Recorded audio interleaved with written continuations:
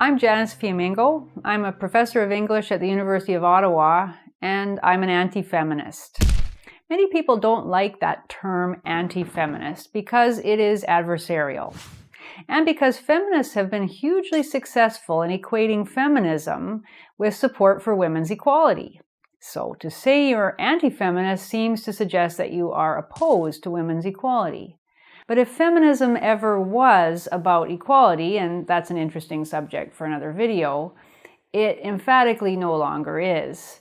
In the 21st century, feminism is about special privileges and advantages for women and special exemptions from responsibility. So I am happy to claim the badge of anti-feminism because I object to an ideology and a practice that sets one standard for women, supposedly because they are victims, and one harshly punitive standard for men, supposedly because they are privileged. All fair-minded people should object to unjust double standards. The dishonesty and hypocrisy of the feminist movement deserve to be exposed and denounced every day. Three things concern me most about modern-day feminism on university campuses, and they are going to be the general focus of my presentations. My first concern is the irrationality that has overtaken academic feminism. It promotes the idea that women's feelings are more important than objective reality or the search for truth. Claiming victimhood now trumps fact, argument, and debate. According to the feminist worldview, women must never be made to feel unsafe, not just physically, but emotionally and psychologically. They must never be triggered, as the saying goes, reminded of trauma, or made to think about things that challenge their view of themselves as permanently innocent victims.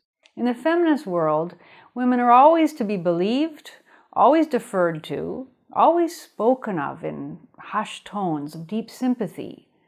Although the idea of protecting women sounds benign, if a bit silly, it has become a potent weapon to intimidate anyone who fails to toe the party line on a wide range of subjects, including abortion, gender difference, boys' education, the criminal justice system, family law, and so on. When I tried to give a talk at the University of Ottawa in March of last year on the presumed rape culture of university campuses, not to deny that rape exists or to say that we shouldn't care about rape victims, but to argue that it is a paranoid fantasy to pretend that our culture condones rape, a group of students took it upon themselves to prevent me from speaking by blowing horns and banging drums and singing the Communist Internationale. Why? Well, because these students believed they had the right to silence me, because what I had to say, though I never got to say it, created an unsafe space for women by denying a bedrock belief of feminism. If that kind of craziness in the name of protecting women sounds like a weird, isolated phenomenon, unfortunately it isn't. It exists on campuses all across North America, and it is fast making it nearly impossible for anyone to challenge any facet of feminist dogma, and that's a big problem for academic debate. My second concern, which is related to the absurd worry about the feelings of women, is the near total disregard for the concerns and experiences of male students.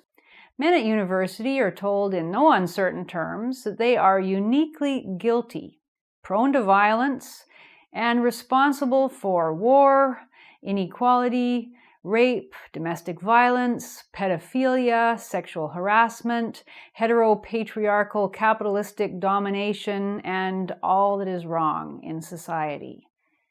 A young man entering university today soon learns that he's a second-class citizen in terms of rights, financial aid, freedom of inquiry, and social support. His female colleagues enter a pro-woman campus culture where they see positive images of women in everything from advertising campaigns to course textbooks, where they outnumber their male peers by a significant margin, are taught by pro-feminist teachers dedicated to female success, are provided with women-only spaces to meet, can take advantage of a plethora of special scholarships and bursaries for female students, can access feminist counseling if they so desire, are encouraged to learn about and to write papers on women's achievements and women's issues, are instructed in righteous indignation against the wrongs done to women throughout history, can take self-defense classes designed specially for women, are given the opportunity to celebrate female sexuality in campus productions like the Vagina Monologues, and in a multitude of other ways are told that their experiences and concerns matter at the university. A young man, on the other hand, has a very different experience. He will likely attend a mandatory gender sensitivity and anti-violence workshop at the beginning of his first year, where he will be lectured about his propensity for sexual predation. Especially if he is studying in the humanities or social sciences, he faces the prospect of having most or even all of his classes taught from a perspective that denigrates the actions and achievements of men. Some or many of his teachers may believe that men too often dominate class discussions and should be discouraged from setting a competitive or adversarial tone. Particularly if the young man challenges the feminist party line, he will often be told that his maleness prevents him from fully understanding certain issues, or even from having the right to speak about them. Women, on the other hand, are never told that their femaleness prevents them from understanding or voicing an opinion on issues. A young man will learn that if he wants to be allowed to speak without harsh criticism, he will need to preface many of his comments with an apologetic admission of his male privilege. He will learn that there are women-only spaces where he must not intrude, and female sensitivities that he must not offend. If he wishes to write a paper about men's perspectives or problems, it is unlikely that he will be encouraged to do so, or will encounter an instructor who knows anything about the topic or even believes in its legitimacy. Although men are a minority, in many of the courses at university he will not find any special scholarships or bursaries to redress the gender imbalance. If he tries to form a men's issues club or wishes to meet with other men in a male-only space to discuss his experiences as a man, he will be told that he is a misogynist, that his very presence on campus is a threat to women, and that the final word on gender has already been determined by feminists, and that he should shut up and listen to women's accounts and demands. Hearing such a summation, you might be inclined to think that I'm exaggerating, and it is true that not every man will claim the above as his experience, but the structural inequities that I have identified are a demonstrable reality. It's not a great environment for a young man. Now, my third concern is that as a result of the oversensitivity to women's feelings and the knee-jerk hostility or at least indifference to men's, a host of asymmetrical and unjust policies and practices have been put in place on university campuses, many of which not only sideline men and restrict their right to self-expression, but actually threaten their well-being and livelihoods in profound ways. Most shockingly, perhaps, a zero-tolerance policy for what is called sexual misconduct of even very trivial kinds, like a crude Facebook post or a sexual joke, and a manic expansion of the understanding of what constitutes rape, now result in much public breastbeating about male violence and harsh retribution against individual male students. Young men who engage in what they thought was consensual sex can find themselves accused of rape because of stringent and bizarre new affirmative consent policies.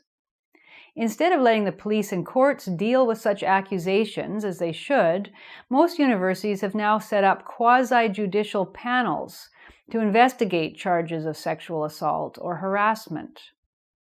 The panels are made up of members of the university community with no legal training. The accused is routinely denied the right to counsel, the right to know what evidence has been brought against him, the right to confront his accuser, and other fundamental legal guarantees. and the panels have serious power. Men face expulsion, a permanent blot on their academic records, an indelible stain on their reputations, and in many cases, the death of their career dreams.